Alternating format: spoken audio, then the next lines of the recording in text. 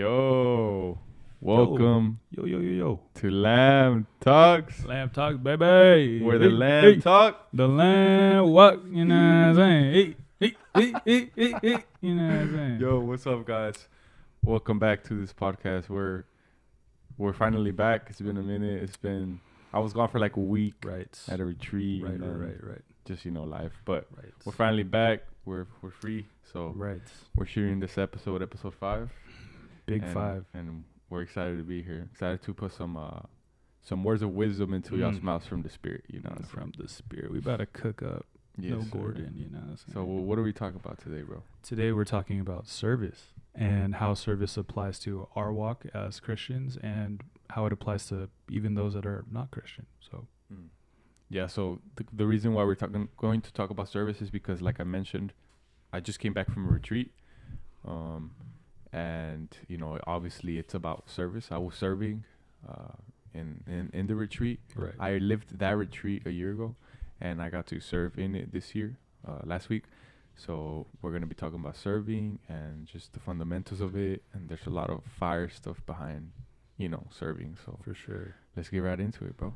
Yes, definitely. What should we start with? So first of all, like, I can't really talk too much in detail about the retreat. I'm not allowed to. Sure. But I guess I'll just talk a little bit about my experience. My first time serving in that kind of way. Obviously, there's different kinds of ways to serve. But from like a retreat perspective, man, like I just want to say it's a different like feeling. Not even just feeling, I guess it is feeling. Just seeing everyone, or at least a lot of people, like transform their life and get touched by the Spirit in the retreat.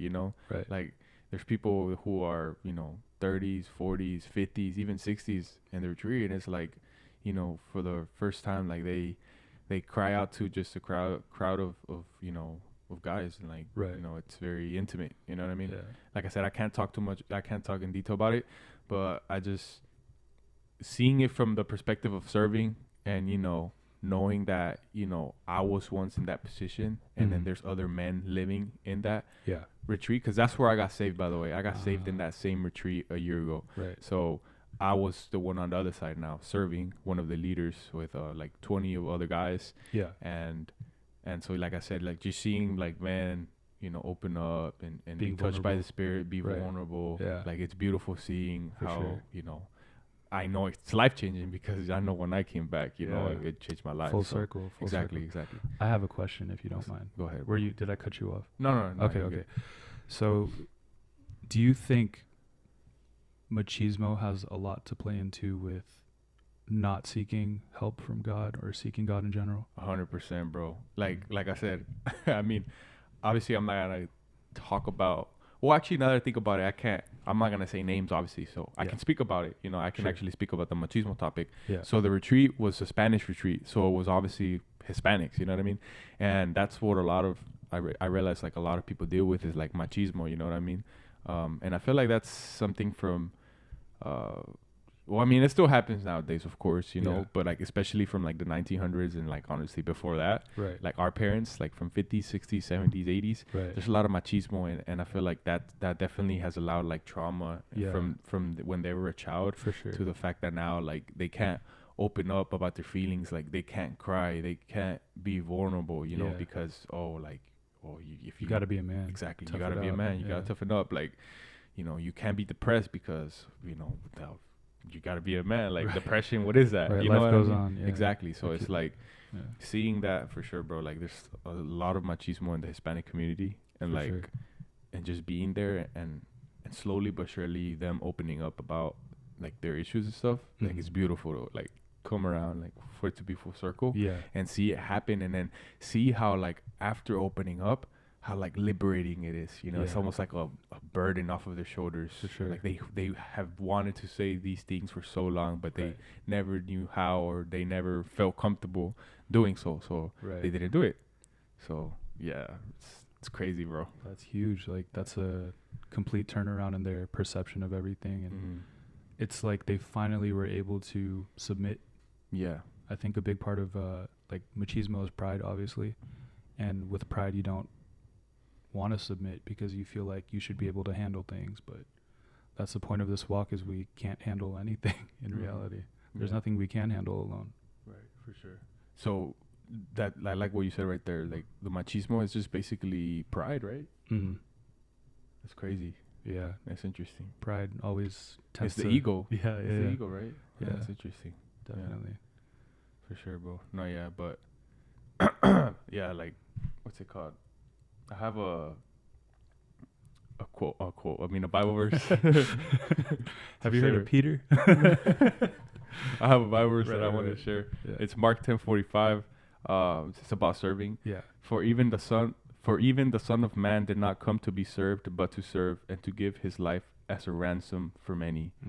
So, like, from a serving perspective, obviously it's a verse about serving, right? So, like, for example, at the retreat, it's not about one thing we like, that director would always tell us, and like, obviously this applies in any kind of like ministry of service. Like, it's not about you. Right. It's about the service you're providing to that other person. Right. But it's never about you. So it's like, it's all glory to God. You know what I mean? Because when you make it about you, then, it becomes self-righteous. Exactly. Right. And obviously, like it says in the end right here, he gave his life as a ransom to many.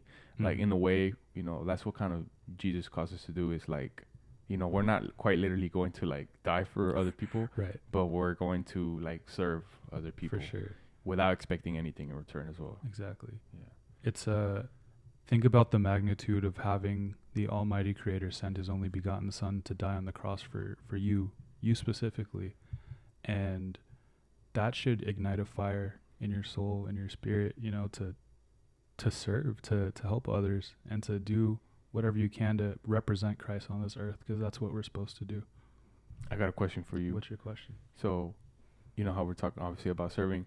Yeah. So what is it? What does it mean if, like, let's say someone like asks you to serve, but you're like, nah, like you feel shy or embarrassed or something? Is that a self-righteous thought then? If you're like embarrassed or like shy and you don't want to do it? I think that's like a confidence thing.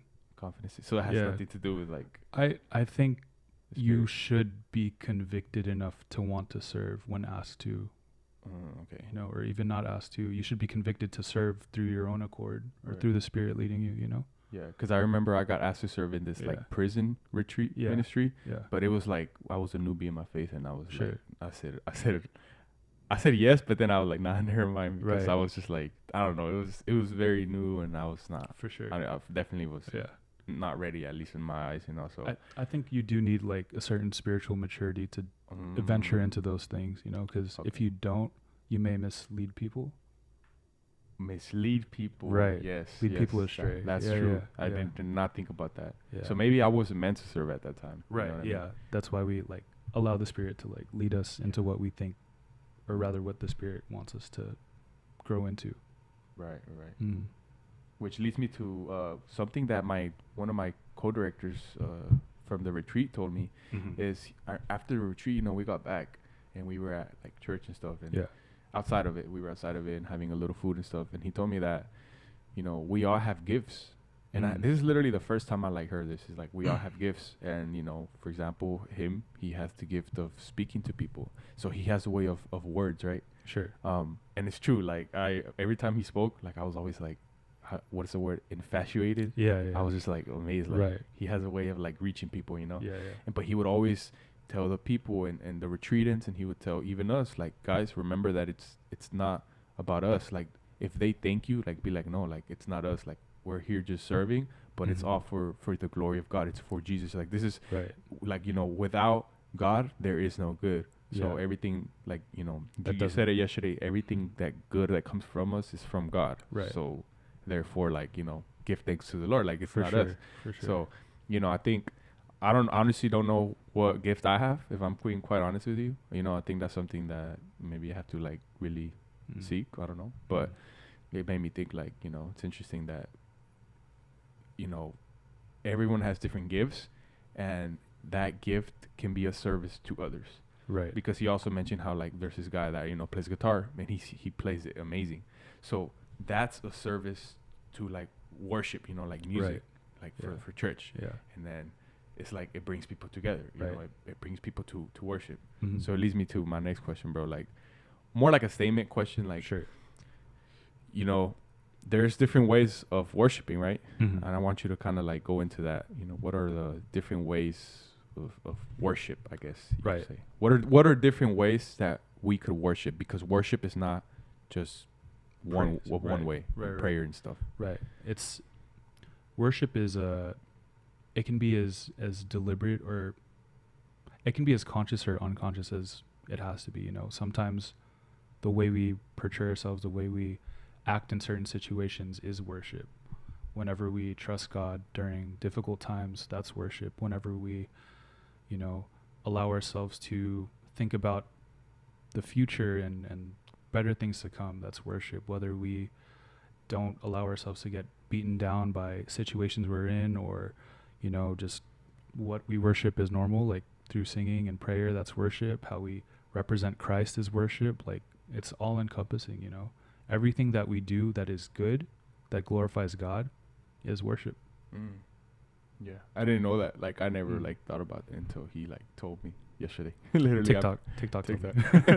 Yeah, no, that's very interesting point of view to see it from that perspective. Right. And it's true. You know, it definitely is true. Because imagine you're like about to fall into you know, temptation, and then you're like, you overcome it, you know. Right. And then, I mean, that's worship, you know. Yeah, for sure. God is like, yeah. Shout out to this. Shout out to this little fellow. Shout out to this little fellow. What? Sorry. Inside joke. God. Ignore that. Inside joke. Ignore that. Okay. But yeah, no, it's amazing, bro. But yeah, that brings me to another interesting point about service. Is it's about intention, right? Like we mentioned earlier, sometimes service can become self-righteous. And there's a verse in Ephesians 6:6 that says, "Not by the way of eye service as people pleasers, but as bondservants of Christ, doing the will of God from the heart." Key words, from the heart. So without humility, without being able to submit, we cannot love, and therefore we cannot serve. So service without love is impossible. Right. Because as soon as, if it's not done with love, right, then like you said, it's about you. Right. It becomes self-righteous. Self-righteous. Yeah. You have to be selfless to serve others. Right. Otherwise, you're serving yourself. Ooh. You know what I'm saying? Otherwise, you're serving yourself. Right. Dang, that's a bar. Right. So, do you think, it's not even a think, I know it's a fact, but I just kind of want to like say it, like, there's people out there that serve.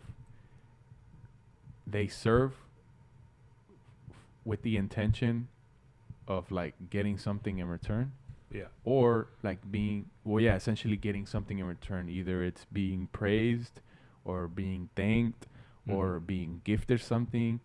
Like, I'm sure there's people out there like that, you know what I mean? Yeah. And like, you know, if you're one of those watching this, you know what I'm saying, to our little small audience, you know what I'm saying, if that's you, then you gotta stop, bro.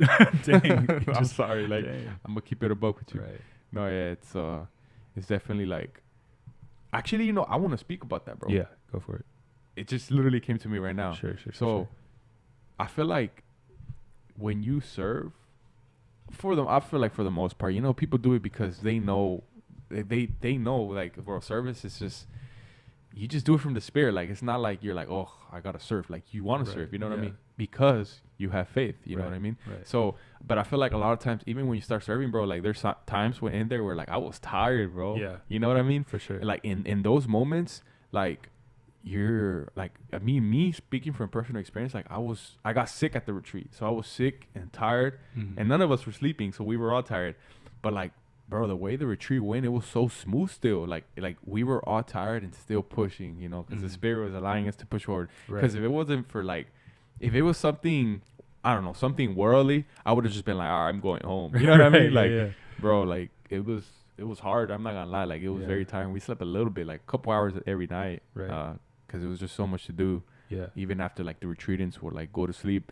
But that's what I was gonna say. Like, you're right. Like, if it's not with love, like it won't work, because that's the only kind of thing pushing us forward. Or at least for me, it's like, I know how powerful this retreat can be because God is in this retreat. So therefore, you know, regardless of how I feel, I'm gonna just keep pushing, try to like put a smile on my face, you know, like at times, because I was sick. So I'll just be like, you know, clapping my hands or like singing, and even though I like am sick and I'm like with my buggers, you know, and you just gotta keep pushing. But it's like for sure, like if it wasn't for the love part and like knowing that God is there, bro, like I can see how like it can just tremble and dude, like ruin the retreat for sure. And you know what that actually reminds me of is like, think about evangelizing without love. You know, think about spreading the word of God without the promise of a heavenly Father that loves you, without the promise of eternal life. You know, that without that message, without the other half, you just have damnation. I was about to say that. I was gonna say the word condemnation. Ah, is that a word? Yeah, right. Yeah. When you're condemned. Yeah. So yeah, for sure. So that's basically just like preaching hate, right? Yeah, exactly. Like you're just basically in the streets preaching hate and stuff. Speaking of which, preaching, I was going out to eat with my boys the other day at night, and you know how there was this Drake concert? Oh, I heard. Yeah. Yeah. So American Airlines. Yeah. So we were kind of, the restaurant was around there, and then I was like, dang, there's so many people, and I didn't know there was a Drake concert. You know? And then there was this guy preaching though. And I didn't get to hear a lot because we like busted a U, but it was the first time I ever see someone preach in Dallas. Yeah, that's cool. There was like a couple guys just recording. No, but for sure, bro. That's it's crazy because you it reminds me of someone. I don't know if I want to say his name. I'm pretty sure everyone knows him. Like if you're a person of faith, like Ryan Foley, like you know how he was like, he even made a video about it, like he's like realized his mistake, you know. But yeah, it was basically preaching like honestly condemnation. You know what I mean? And I mean I feel like that happens when you're like on a zeal, but you're not like spiritually led correctly. Right. You know what I mean? He went overboard and kept pressing into his own ideologies. Exactly. Yeah. And when you're supposed to die to the cross every day.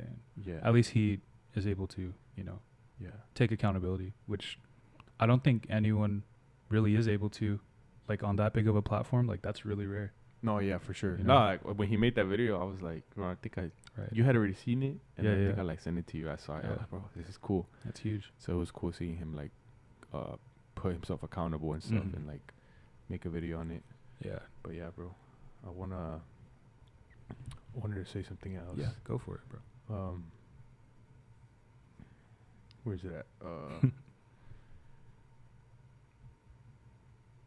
All right, I think it's Matthew 5:16. Let your light shine before others, so that they may see your good works and give glory to your Father who is in heaven. I'm gonna repeat it again. Right. Let your light shine before others, so that they may see your good works and give glory to your Father who is in heaven. Right. And I feel like that doesn't only apply at a retreat.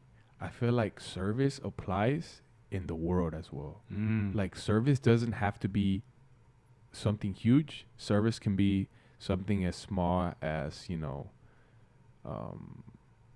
holding the door open for someone. Yeah, that's like as small as it can possibly get, right?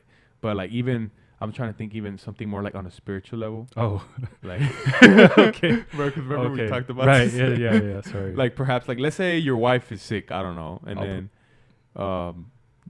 she's sick and she feels bad, so you cook her a meal instead of her cooking you a meal. You know what I mean? Just an example. It's the first thing that came to my head.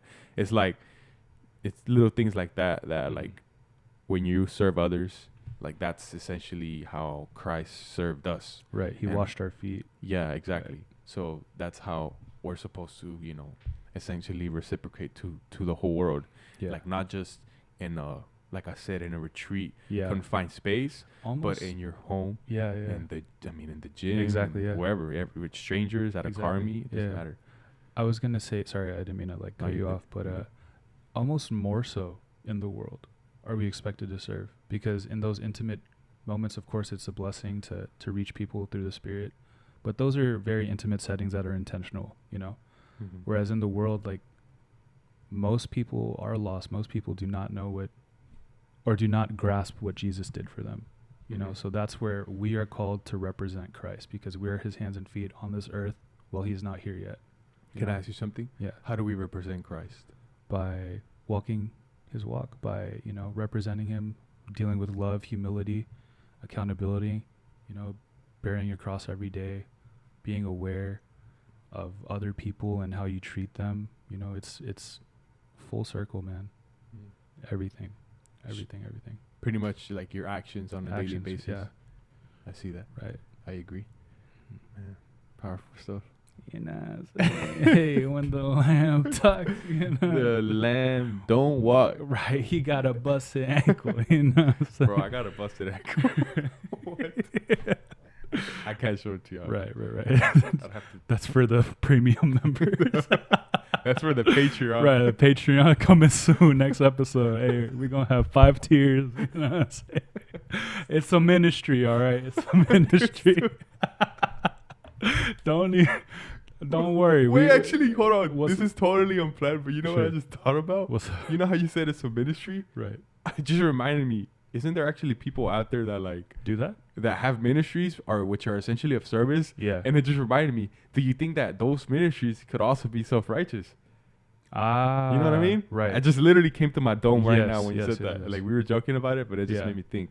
Do you think people have ministries that can become self-righteous or have self-righteous intentions from the start? Yes. Yeah. It's if you plant the seed with Christ in it or not. You know, That's it. that's it. It's either one way or the other. Right. It's one way or the other. Okay. And the thing is, you can use Christ's name. You can use Jesus' name in vain, and not actually have the intention of completing the ministry or doing your due diligence as a Christian. Remember that I forget where this was in the Bible, but Jesus was confronted by, I believe, Pharisees or something, and they said, have we not casted out demons in your name? Have we not prophesied in your name? And Jesus said, depart from me, for I never knew you. Right. So using his name is not enough. You have to believe it in your heart and have those good fruits grow from you through Jesus being Right. the branch, because we're the vine. I see I that. think. You Is that- think? Yeah, I think it is. I forgot the I think verse. Sorry. it is. I think it is like that. No, yeah, I see that. Patreon Jason. coming soon. With that being said, With that being said, there's a first tier, $20 a month. You know, 20 some light. what's fifth tier, bro? Shoot. Picking a blank check. You know, say we get a blank check. You know what I'm saying? Bro. It's gonna be the same episode every tier. We won't offer anything extra. This dude, the scammer guy. No, please, This please, do please, not please. subscribe to this guy. Subscribe to me, please. What? Okay, that's crazy. Oh no, I'm just kidding. We're just trolling. Right, you know what I'm right. saying? But yeah, bro. Right. No, that's service is everything, bro. Yeah.